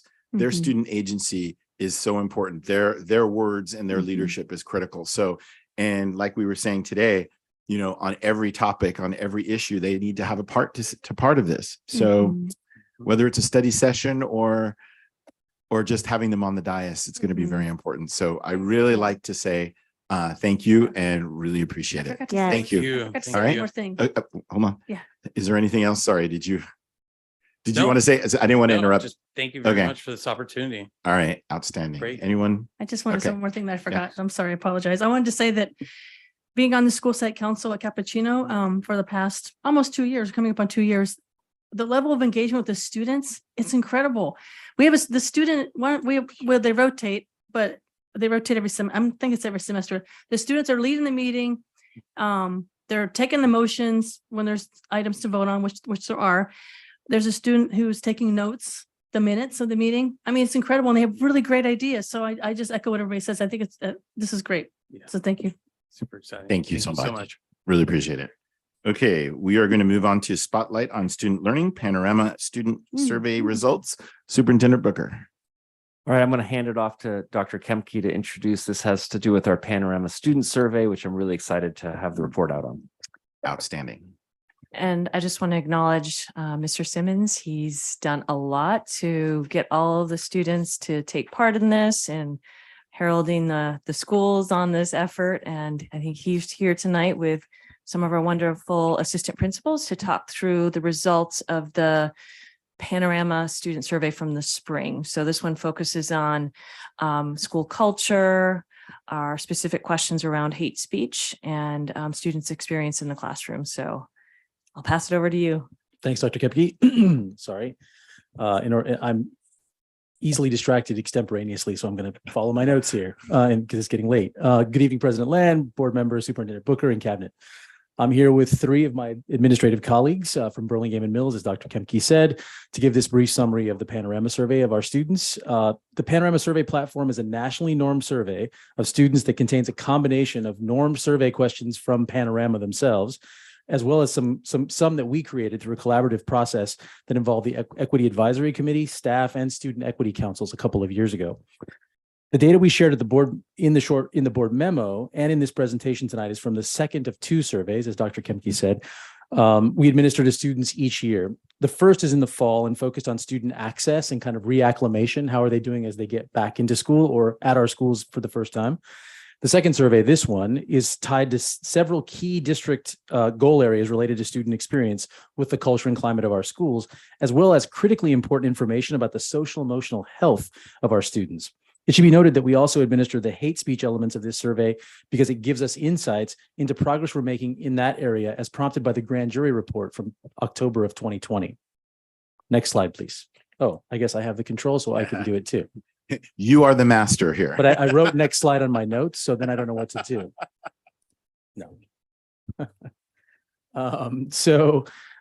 This slide provides a brief overview of the presentation this evening. I'm not going to belabor this point. So yeah, the board memo has a lot of details about the specifics of each of these. And so we just called out a couple of key pieces. In the district's local control accountability plan, we have 2 critical metrics tied to the Panorama survey. The first of these LCAP indicators on which we look to see improvement is teacher-student relationships, right? Critical part of of student experience. As you can see here and in the board memo, that roughly over half of all survey respondents indicated that they have favorable relationships with the teachers. And while you can see that in the memo that not all groups increased year over year, and I would point you back to the memo as kind of the place to look at the sort of details here, Latino students saw a significant increase in their percentage of feeling favorably about their relationships with teachers, and that's something to be noted. The second of our critical LCAP metrics that we track in the LCAP itself is students' favorable response to the question, when there are instances of hate speech, either directed at me or another person at my school, I see adults respond in a way that makes me feel safe. Most groups saw an increase or stayed consistent over the 2020 survey, and we have over 2/3 of students in most groups feeling that way. Well, we ask questions about a myriad of topics on the survey related to social emotional health and the culture and climate of our schools. This slide summarizes some of the key insights we've gained from collaborative review of the data over the last few weeks in collaborative settings at the administrative level across the district. We had significantly higher participation rate over last year. Many students indicated that our anti-racism efforts are yielding positive feedback from students, BIPOC students in particular. Our academic and social emotional supports are looked upon favorably by our students. Students feel respected, students with IEPs, and our multilingual learners feel quite connected to our schools and programs. And lastly, as I said before, Latino students indicated a significant improvement about how favorably they view their relationships with teachers. I'm now going to hand over the podium to my colleagues, and they're really the stars of this show, Jonathan White and Eric Ding, assistant principals from Mills, who are going to share how their school uses the data to guide improvement efforts now and in the future through the WASC self-study process. They're then going to be followed by our colleague Josh Knutson, who will share how the data affirms the work that Burlingame is involved in, working to address issues of diversity and inclusion. And then I'm going to wrap up at the end with a few comments about where we go from here. Jonathan and Eric. Good evening. Good evening. First, we want to thank you for inviting us. So good evening to all the board members. My name is Jonathan White, assistant principal at Mills High School. So I'm first going to talk about how we kind of collect the data, how we got the high participation rates on the Panorama survey. So we actually worked with our academic senate. And we made an agreement in the year prior that the social science department would be the department that administered the survey to all students. Obviously, after that, a time window was provided for us on when students should take the Panorama survey. And so we make an agreement with the social science department on which week within that window that we would like to administer the survey to all students. The reason we choose the social science department is because all students in Mills, 9th through 12th grade, are enrolled into a social science class. So we felt like that was a place where all students would have access to take the survey, and that's where we can get the highest participation rates to really hear what the students are saying. We want to have the most student voice as possible on the survey. And so it's really important for us to get as many voices, as many student responses on that survey as possible. And then lastly, obviously, transparency around the survey results. So, it's very important for us that we share those results with all of our stakeholders in our school so that, all of our stakeholders get the transparent results. So that's not just with students, that's also sharing those results with our staff, sharing those results with our parents, so that everyone can engage in the results. And what that what essentially does is it allows us to guide our professional growth and development. So next, I'm going to speak about the integration into our professional development. So what the Panorama survey does is it allows us to really get the student voice, get what the students are feeling, and take a minute to grapple with it and really learn about the school-wide social emotional learning. So we are able to engage with data with our staff. We are able to engage with that individually, in small groups, collectively, and that really helps us inform our instruction, whether it be classroom instructional practices or even into our school structures. So for example, our multi-tiered systems of student support, our tier 1 team, we use this data to kind of inform how we would want to support our students. We want to try to support as many students as we can at Mills. I'm sure a lot of Mills representation tonight, but we definitely rely on our student voice. We definitely rely on our stakeholders hold their voice to really inform us on what we can do to better support our students. We want to be community and culturally responsive at Mills. And so that is, really comes from hearing a lot from our students and from our parents. So the Panorama Survey covers 3 main topics: academic needs, self-management, social awareness. If you take a look at the slides there, you can see the percentage that is of our students that have answered favorably, as well as how our school measures and is compared to the rest of the high schools in the San Mateo Union High School District. In addition, we also take a look at the Panorama Survey data from the previous years to see whether or not we are interpreting the data, implementing the data into our professional development in a way that it increases from year to year. And so that is kind of what our hopes are, is that from year to year, the data that we receive through this survey, we're able to improve our practices to better serve our students. Hello, everyone. So my name is Eric Ding. I am also the assistant principal at Mills High School. So I'm just going to go a little bit deeper into the data. So as you see on the board here, you'll notice that we put up our data around engagement. And so our philosophy at Mills is that a survey is only meaningful if we are able to use it for improvement. And so the 2 deep data points that we want to highlight today are 2 things that we want to grow in our capacity for teachers, and also the things that we want the district to also see as things that we want to improve. So these are our engagement numbers, and you'll notice that they are a little lower than what we want, but we do think that it's important to focus on our growth areas. I also want to highlight our student-teacher relationship data, which is also something that you see here is not as high as we would like, but it's a room for growth. It's very exciting for us to think about what things we can do better. And so looking at this data about engagement and student-teacher relationships, we're really prepared to do 4 steps. So basically, when we receive this data, we use it to inform our actions moving forward. And we want to highlight that our administrative team is actually working on a positive, community-oriented initiative, incorporating our Mills EPIC framework that you see up there: effective communicators, positive contributors to the community, individuals that are healthy, self-reliant, and responsible, and also critical problem solvers and creative thinkers. We really want to develop structures to start building peer-to-peer relationships and also stronger peer-to-adult relationships. My esteemed colleague, AP White, talked about our MTSS system, multi-tier system of support.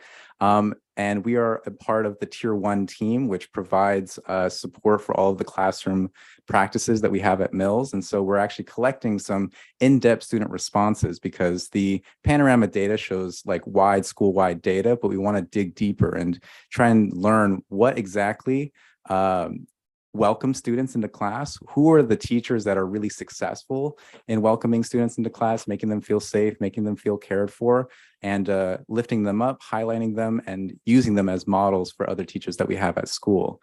We're also in our WASC process right now, which includes student, faculty, and community voice. And in that process, we're holding a lot of student fishbowls, a lot of student panels to really understand what are some ways in which we can increase the engagement in our classes and make it more meaningful for the students in class. And lastly, all of this work with engagement and student-teacher relationships does go in line with our anti-racism teaching and implementing our ethnic studies tenets into our professional development in classrooms. I want to specifically highlight a couple of things that we really want to dig deep to increase engagement. Basically, providing support for teachers to facilitate time for students to work together, having students mainly interact with each other to learn with each other, having our Black, Indigenous, and students of color feel comfortable to be their authentic selves in class every day, having students make connections, supplying stories and knowledge as the curriculum that we use to teach other students, and also having teachers give students options to lead in their own learning, to co-construct knowledge and make meaning together so that we can develop a good way moving forward. And so I just want to end with we at Mills, we know we have a lot of work to do, but we are excited to lead this work at Mills for the district. Thank you. And I'll pass it over to my esteemed colleague, Joshua. Yay.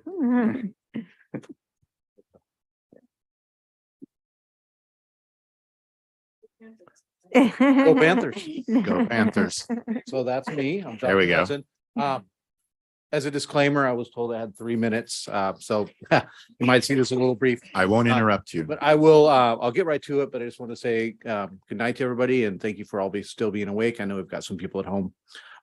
You know, an important part for us, I really am a big fan of this panorama data because when we don't have this data, we're just kind of taking stabs at the dark as far as what is the perception of all the stakeholders, but I think most importantly for me, the students. And so this data allows us to really measure impact. Like what are the perceptions of the hard work they've been doing for about 3 years with our professional learning. We're focusing on 2 points here. I could dig down into the data and everybody here can back me up. You can get lost in this for hours and it's fascinating and you can really drill down and see what kids are thinking, what they're saying, and you can even drill down to the individual level. So the 2 points that we're going to focus on tonight coming from the BHS side were diversity and inclusion and kind of the metrics around hate motivated speech. And there's not a whole lot of data up here, but there were a whole lot of points. The most difficult part was choosing what not to talk about. There's lots and lots and lots of depth to this. So as you all know, we've been investing heavily in our PD around these subjects.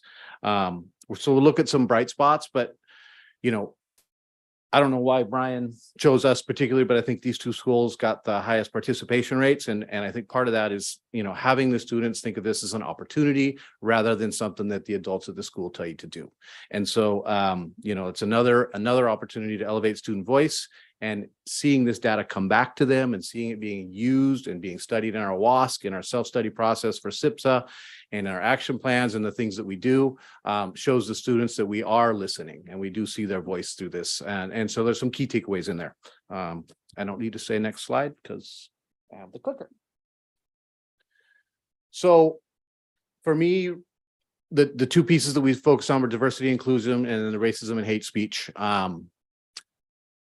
These are good numbers, but they're not good enough, right? And so that's where we are. How often are you encouraged to think more deeply about race-related topics? 83% respond favorably. That's great. That should be higher, and that's where we're focusing a lot of our attention. And how do the adults treat you at school about different races, ethnicities, and cultures? 80% is favorable, but again, it's just not enough for us. That's not a high enough number, and that's something we can track, and that's something we can watch. You know, part of the outcomes of looking at this data, we were able to bring in breaking down the walls. I think many of the board members are probably familiar with that, but rather than doing it one day, we got 5 days financed through our parent group, and we ran almost every student in the school through that. And you know, the kind of underpinnings of breaking down the walls is once you know someone's story, you can't hate them. And so it's incredible the outcomes that come from that and the buzz that's around the school with that. And, you know, this data helps us justify doing that and then know if we're making a dent in that from year to year. And so it's super important for us. Students feel safe and included and comfortable and have a sense of belonging. So this is one of the points, again, so many points that it's really difficult to choose what to present. So in the interest of brevity, I'll move to the next one. You're probably all aware of kind of the incidents that have been, I think, inflicted on BHS from the outside. And there's a, you know, kind of the spawning of the grand jury report and also kind of outsiders coming into our community to kind of threaten our safety for lack of a better term. But the upticks from last year to this year of 11 points, I think, in students of responding to how the school is responding to incidents like this is a really, it's uplifting for us. And I think it shows that the students are feeling safer and then we know that we are there for them to create a safe environment. And for us, I think in general is, you know, students know that we're going to move quickly. We're going to denounce. We're going to act decisively. And it's something that we won't be tolerating. And one thing that we noticed is a big uptick, and it doesn't show so much in this data, but a big uptick of students who are upstanding, who are letting us know there's something we need to be aware of, who are stepping out where Before it might just be, oh, that's what just happens at high schools. Oh, that's just how things are. I think students are, those perceptions are being changed through the actions that we're doing. And I think we're able to see that through the data. So that's why I think this is so important. Students also know that we can do better and that we need to do better for them. So we continue to create safe environments for them. Another piece of data that I really loved, because this is something we started in the year before the panorama rolled out, was how can we make students aware of the wellness services that we have? And it was a very, very intentional push that we did to have them present, our wellness squad present at all student and family events, to have them included in all our counseling presentations and anything we did to families, anything got sent out. We have standalone wellness activities and events and tons of signage and announcements. But I think anytime you can get 96% of your students saying that they know where to access that, we did something right. So also it's gratifying to see that, the efforts that we put in are paying off, and that, the investment we make and the time we spend with this is paying dividends for our students. So I think that's the last of my slides. I'll pass it back to Brian. Thanks so much, gentlemen. That was great to hear. And it's awesome. I feel so proud often of the work you all do at the school sites. And I'm happy to support it and be a partner with you all in it. As you can hear from the work at our school sites, we make good use of this information from Panorama to guide and deepen the work we're engaged in, both to address the racial equity board policy in particular, and obviously our instructional improvement initiative, which you've heard a lot about and heard Dr. Kempke and I talk about 2 meetings ago, some time ago. So here's a list of the kinds of next steps the sites will be implementing as we proceed. I didn't want to call out one key element. I did want to call out one key element at the bottom of this slide. We did note that throughout the survey, African-American students had favorability responses that were noticeably lower than their counterparts in many key areas across the survey, which was troubling to us, obviously. We look to engage some focus group work to dig into understanding more clearly the experience of African-American students in the district and how we can better support their needs. We will share with the board in a weekly the insights we gain from that work. We're going to actually be partnering with a couple of our African-American teachers to talk through kind of some process for how we do that. And so with that, we'll now take questions, comments. Thank you. Okay. Thank you very much. I'm going to open it up to the board for questions. Thank you for the presentation. And, one thing that probably that last bullet point there, the focus group with the African Americans on the differential, I think I'm really interested. A lot of times we used to get feedback. We would have the Black Parent Association sponsorship of meetings and surveys and a bunch of stuff. And I think some of the circumstances have changed there. So we've got to find a way to connect with the community to get some of that feedback back. Agreed. So thank you for your presentation. Thank you. Anyone else? I want to thank everyone for the presentation. Excellent. I have a couple of comments. Mr. White and Mr. Ding, it's good to see you again. I seen you guys at a few games in the last couple of months. I wanted to mention that I'm just really impressed with the response rate. I'm impressed with the whole survey, but I wanted to say that I'm impressed with the response rate. To have 1,014 students out of 1,134 students that respond to the survey, that's incredible. Maybe you guys can help us get more vote, because you can help us countywide, statewide. I don't know. That's kind of a big lift, right? Because for adults to vote and teenage, well, as long as you're, well, that's an incredible. So you're doing something right to have that many responses. Excellent. Thank you for your work. And I want to say, Mr. Knudsen, thank you for your work as well. In the slides, I wanted to say that I want to echo what you said earlier, to have 96% of students say that they know where they can get wellness support on campus when needed. That's huge. That's huge. And that's very near and dear to my heart. So I want to say you guys are doing something right. I know there's always room for opportunities for growth, opportunities for better work to get more students involved. But I want to say thank you for the presentation on both parts. It's great. Thank you. Did you want to go? Oh, no, go ahead. I'm just opening up to anybody. Jennifer? Yeah. Yeah, I wrote down the same notes that you guys wrote down. So I won't go over those again. Thank you so much for the presentation. Thank you for your work on this. I think I have a master's degree in science, and so I really value data, and I really value you digging into it. And I like what you gentlemen from Mills were saying about, we want to go deeper. We want to find out what's behind these numbers and how we can what we can do to improve. I like your spirit of curiosity a lot. So thanks. Let's see, do I have anything else?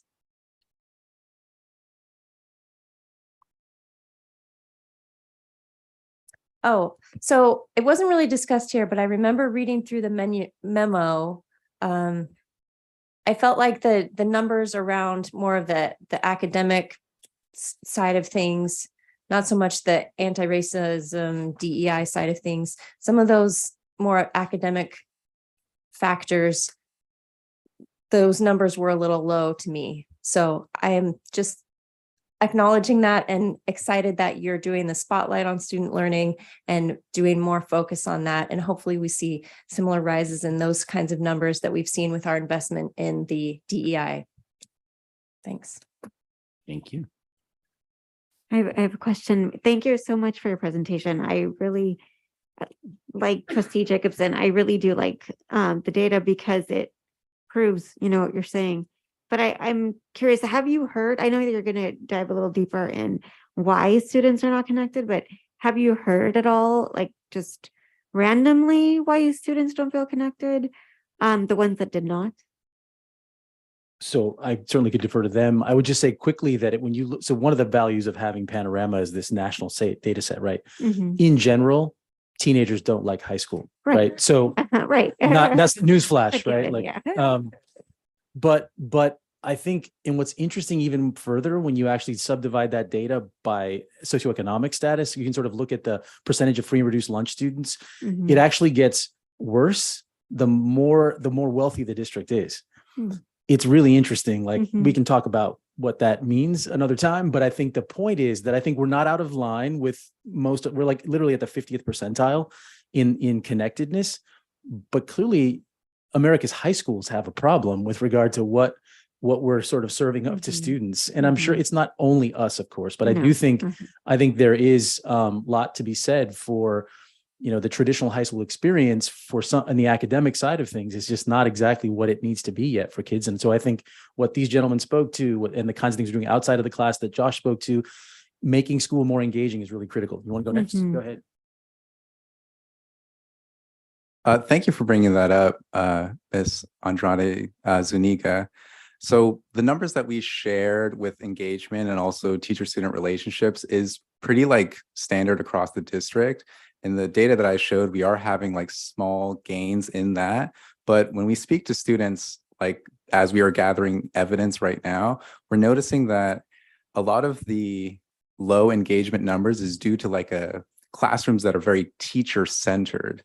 And I think that in our kind of instructional work that we're going to carry on for the following years, we want to start moving our classrooms to more student-centered classrooms in which it's not just like a teacher standing kind of like this and just instructing, giving you all instructions for 90 whole minutes, that we start moving in a direction where teachers are facilitators in the room, but students are actually doing this interconnected work with each other in groups, figuring out the answer themselves. That maybe if a student asks the teacher a question, what does this mean? Instead of a teacher telling them the answer, they say, why don't you use your resources and try and figure it out yourself? In this day and age, right? Like students have so much agency at this point. They have the technology.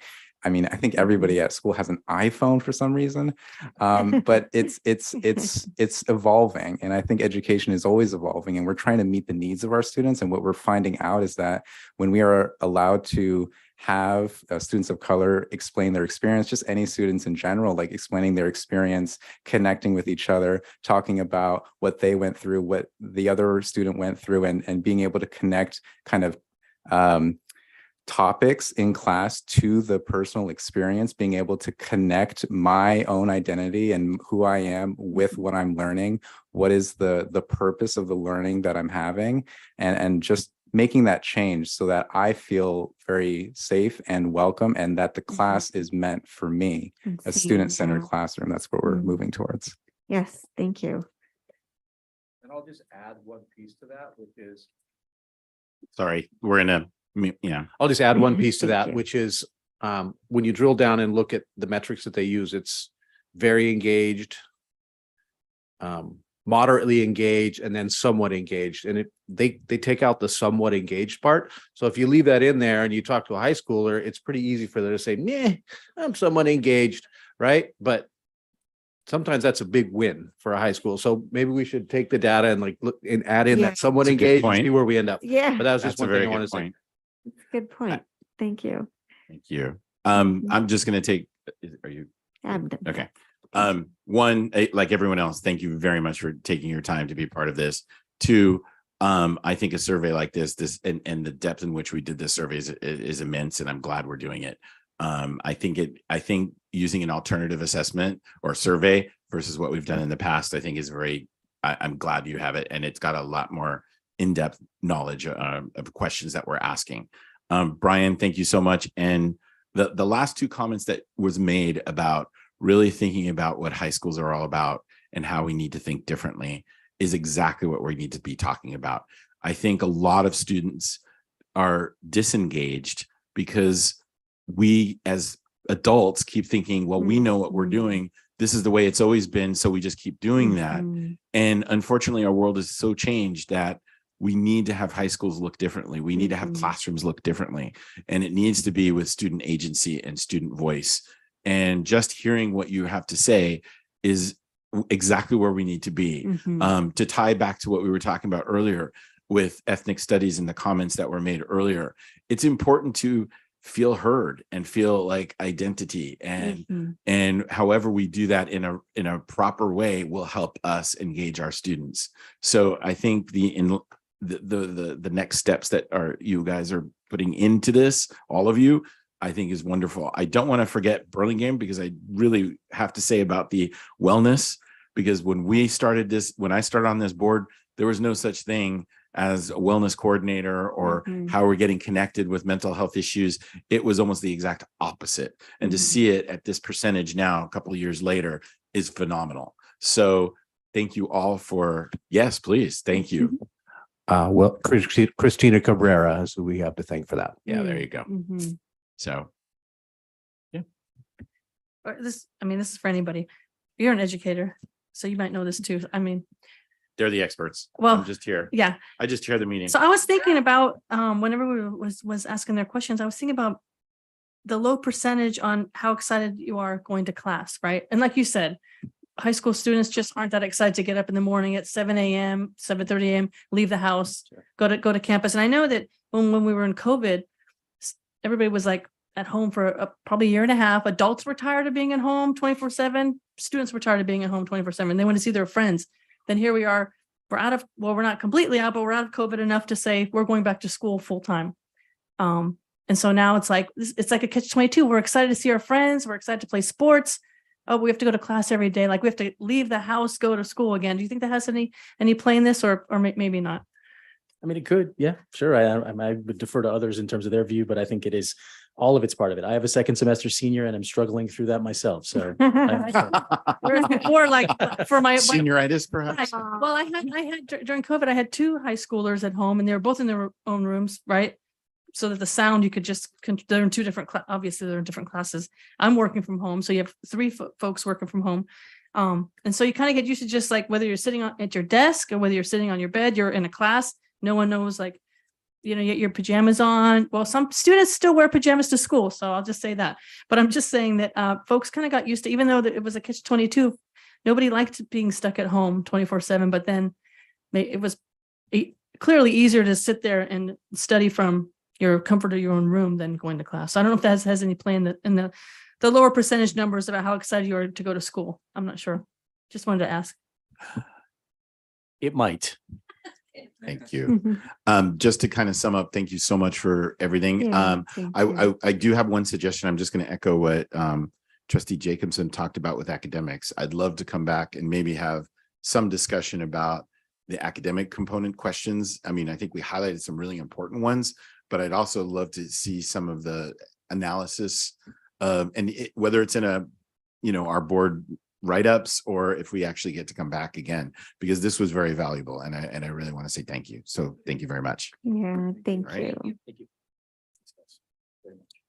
Okay, moving on. We are now at Division of Human Resources. I'm going to turn it over to Dr. Black. Sure. We have 3 items in the consent area of human resources. The first one's personnel actions. The second one is the event pay for staff. We've removed the CCS rates that were antiquated. And then there's an MOU with San Jose State for student teachers and counselors. Okay. I move to approve. Second. All right. Motion made by Trustee Jacobson, seconded by Trustee Griffin. All those in favor, please say aye. Aye. Any opposed? Motion carried 5-0. All right. Moving on to Division of Human Resources. Dr. Black again. Thank you. The first item is the personnel addendum, and Trustee Andrade Zuniga informed me that there is one oversight in the addendum where an entry wasn't completed for Anna Philippopoulos. So we'll bring that back on the 6th. Okay. She's a substitute. Right. So we'll fix that next meeting. Do we need to make a motion for the rest of the addendum? For the addendum, please. Okay. Anyone? I move. Okay, thank you. I'll second that one. All right, motion made by Trustee Jacobson, seconded by Trustee Chavez. All those in favor, please say aye. Aye. Any opposed? Hearing none, motion carried. Okay, number 2, bridge partnership. Yeah, this is a bridge partnership, our Bridge School of Newcomer students with the El Centro Libertad organization, who will provide services around substance abuse and delve into reasons why, and maybe refer or suggest treatment for those that that seems to be the direction they might go to address their abuse, substance abuse. They'll also have parent groups, and this is something that we're going to try with Bridge, and we'll come back and report the success or not, and maybe use these services in an expanded manner. Okay, thank you. I Any move questions? approval. Okay. I second that. Okay, motion by Trustee Andrade Zuniga, seconded by Trustee Chavez. All those in favor, please say aye. Aye. Any opposed? Hearing none, motion carried 5-0. Instating the 2.2 FTE lead mentor position. Okay, so the district was approved for a teacher induction program in fall of 2021. And part of the proposal was that the district would have to provide sufficient staffing to reach all the different services that an induction teacher requires in order to get their credential. We didn't know how many teachers we would get the first couple of years, but it's turned out that we've got a lot of teachers that we've hired that need induction, need to work towards their permanent credential. And so therefore, we would like to instate or institute the 0.2 position of a lead mentor, which is kind of mentor for the mentors, and they organize all the activities for the mentors, who are kind of like the master teacher, the mentor for the inductees. Okay. Anybody? I will move approval. Okay. Second. All right. Motion by Trustee Andrade Zuniga, seconded by Trustee Griffin. All those in favor, please say aye. Aye. Any opposed? Motion carried 5-0. Okay. Last one, job description. Last one. This is for the education specialist induction mentor. It's also for the mentor, the induction program. Part of that system is the mentors needs to have the same credential as the inductee, as the teacher induction candidate. And in special education, this is very difficult. There's a lot of different credentials for our education specialists, which is our special education teachers. And it's really hard to recruit. It's already an area that's hard to recruit just for teaching, much less these different types of assignments. So this job description would tailor the mentor position towards a current teacher, and they would do this for a stipend of $3,000. And this would cover the service that we need to provide the inductees. Okay, thank you. Any questions or? Move Okay. adoption. I move. Okay, motion made by Trustee Griffin, Second. seconded by Trustee Andrade Zuniga. All those in favor, please say aye. Aye. Aye. Anyone opposed? Motion carried 5-0. All right, moving to Division of Business Services. Yancy, what's the score? I mean, sorry, what? It is recorded at home, so if you know, Oh. please don't tell me. Don't care. Uh, All right. Beginning this year, the state has required all districts in the state of California to approve an annual transportation plan. This year, we actually have to approve the current year and next year. In subsequent years, we will only approve a plan for the next year. This transportation plan just lists all the services that we provide and the partnerships that we have, including our services, our partnerships with Samtrans, and how we support low-income students in that process. Attached was the plan that was reviewed by stakeholders and was available for comment on our website. So I'm happy to answer any questions. All right. Any I have a questions? question. Okay. I did read through the report, but I didn't see, or I don't know if we serve our students that go to Gateway. We do serve them, some through Samtrans and through bus passes. I believe, and I'd have to get back to you, I believe that the county office has some transportation offices. I know our students that are placed in there for special education placements do receive transportation through the county office of education. But I would have to double check on the Gateway. But I know Samtrans had a route that went relatively close to the Gateway location. Well, I asked for that reason because I'm not sure if they reinstated that route, but I know that Samtrans had canceled the route going up to the YSC and Gateway. So I was, concerned because a lot of our students are low income that are going to the YSC and the Gateway. So yeah, if you could find out, that would be ideal. Yeah, I'll get that Thank you. information. Mhm. Yeah, we had given comment to the Samtrans board to please, reinstate that route because it's just that's unfair, it's inequitable. There's just some people that don't have transportation and even parents that go up to see their youth up at the youth services center and all of that. So so if you could find out, that would be great. Will do. Thank you. No, I'm glad Appreciate you it. brought that up because that's a critical route Yeah. for Samtrans. Definitely. Yeah. Thank you. Anyone else? I- Do we need approval? Yeah, so tonight, asking approval, this has to be approved by April 1 of each year. All right. I'll make a motion for approval. Okay. Motion made by trustee Chavez. Second. Seconded by trustee Griffin. All those in favor, please say aye. Aye. Aye. Any opposed? Hearing none, motion carried 5-0. Thank you. I think we are almost done. Future board agenda items. I think, did you want to mention, or I was just going to say, we want to do a self-board evaluation and work with with Angelina. What's her? Right. Thank you. And we just need some dates. So I guess if we could just all coordinate and create those dates. I think one of the things I want to do on that discussion is really talk about board self-evaluation, and we can bring up how to do study sessions and what thing, kind of criteria of what we're looking for ourselves. Mhm. I have one more. Sure. I want to put more pressure on talking with Nancy McGee. So to not forget that one, but I know that at one point we were talking about the logo. I don't know where, we are on that. And then also I would like to propose maybe a 6-month check-in to our retreat and maybe include a training from PCRC for our board. Okay. If you want to have some contact with Yeah, for sure. I will.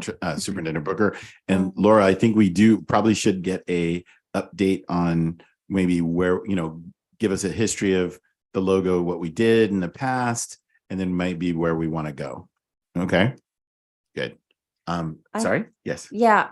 I don't know if this is the right topic, but we had talked a little bit about PE and you had talked with principals. I'd like to hear a report back on that. Can you expound a little bit, because we weren't, I don't remember this. Go ahead. Yeah, so this is a question around PE credits for athletics and what does education code provide for? Do you want to think, is that were the, do we want to make it on, agendize it, or is it something that we would do in a report? A report. I would start with a report. Okay. And we're building toward that. So I met with principals and discussed it already. My next step is athletic directors, and then I'll be meeting with a group of PE teachers. And then I'll provide the board with a report of, what's legal, what's possible, what the feedback's been through the various groups. And then at that point, I can get direction from the board if you'd like to agendize it or discuss it, or how you'd like to go. Excellent. Mhm. All right. There's one more thing that I forgot to ask. That reminds me from the parents president meeting the other day. Is there a time when we hear from the PTSOs? Can we put that on the agenda for them to come and present? Is that absolutely, is that something we've done in the past? I don't think we have. No. No, not something They Okay. would Yeah, it'd be occasionally show up. They would occasionally show up individually. Matter of fact, there's the head would show up occasionally. right. Mhm. Got it. Yeah. Okay. Thank you. Yeah. I will echo again, hopefully we can do something on Gateway and get some progress, or at least an update. Mhm. If not here, just an update through a report. There's one more year. It's going to end in 24. June of 2024. Yeah. No, it's a slippery slope. If you don't plan ahead, then it's going to almost be inevitable that it closes, Mhm. and we might have something. Okay. Anything else? No. All right. Thank you. Meeting adjourned.